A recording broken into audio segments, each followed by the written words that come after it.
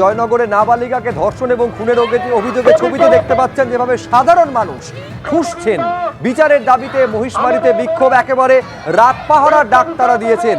মহিলারা একেবারে মোমবাতি জ্বালিয়ে, এই মুহূর্তে দিনের আলো চলে যাওয়ার পর সন্ধে যখন নেমেছে তারপরে মোমবাতি জ্বালিয়ে একদিকে যেমন ঘটনার নিন্দা করছেন, পুলিশের ভূমিকা নিয়ে প্রশ্ন তুলছেন, তেমনি পুলিশি নিষ্ক্রিয়তার অভিযোগ তুলে রাত পাহারার ডাক দিচ্ছেন। ঠিক রাত পাহারার ছবি যেমন সন্দেশখালিতে দেখা গিয়েছিল সেই ছবি এবার দেখা যাচ্ছে কুলতলিতে।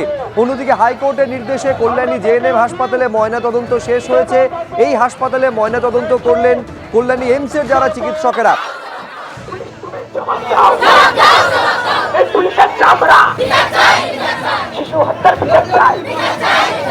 আমার বোনের রক্ত, আমার রক্ত, নাবালিকার রক্ত,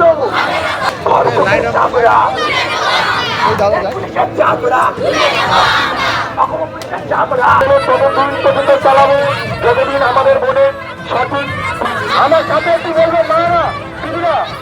ফলে হাসপাতালে ময়নাতদন্ত শেষ হওয়ার পর যে কোনো সময় কুলতলিতে দেহ নিয়ে, নাবালিকার দেহ নিয়ে তার পরিবারের লোকেরা পৌঁছবেন। আমি সরাসরি কথা বলবো আমাদের প্রতিনিধি হিন্দল দের সঙ্গে। একদিকে হিন্দল, যে কোনো সময় পরিবারের নাবালিকার দেহ নিয়ে আসা হবে, কিন্তু পাশাপাশি এই ছবিও দেখা যাচ্ছে ঠিক সন্দেশখালিতে যেরকম দেখা গেছিল, রাতের অন্ধকারে মোমবাতি জ্বালিয়ে রাত পাহারার ডাক দিচ্ছেন গ্রামেরই মহিলারা।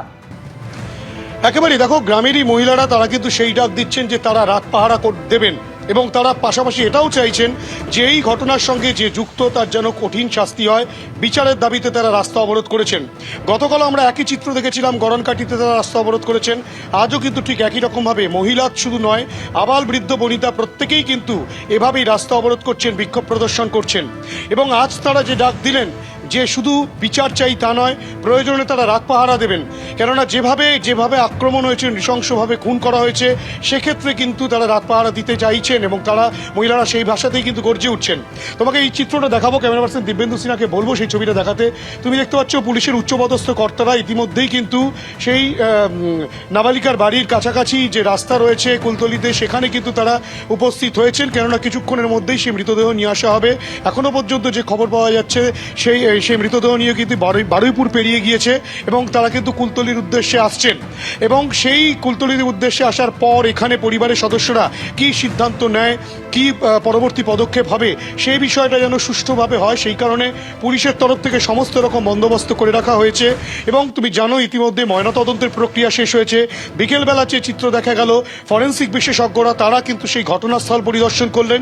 পাশাপাশি মহিষমারীর যে ক্যাম্প ছিল, পুলিশ ক্যাম্প, যেখানে ভাঙচুর করা হয়েছিল, সে আগুন লাগানোর ঘটনা ঘটেছিল, সেখানেও তারা পর্যবেক্ষণ করেন, সেখান থেকেও নমুনা সংগ্রহ করেন।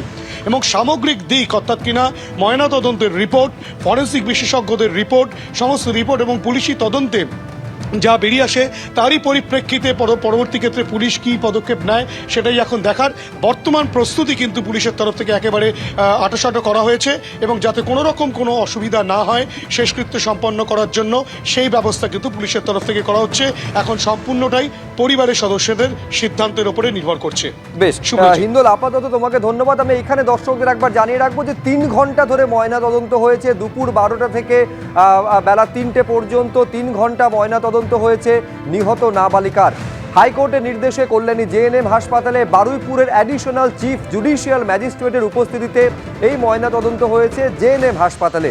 কলকাতা হাইকোর্টের নির্দেশে যারা ময়নাতদন্ত করেছেন তারা এইমস হাসপাতালের চিকিৎসক। কাটাপুকুর মগ থেকে দেহ নিয়ে যাওয়া হয় কল্যাণী জেএনএম হাসপাতালে।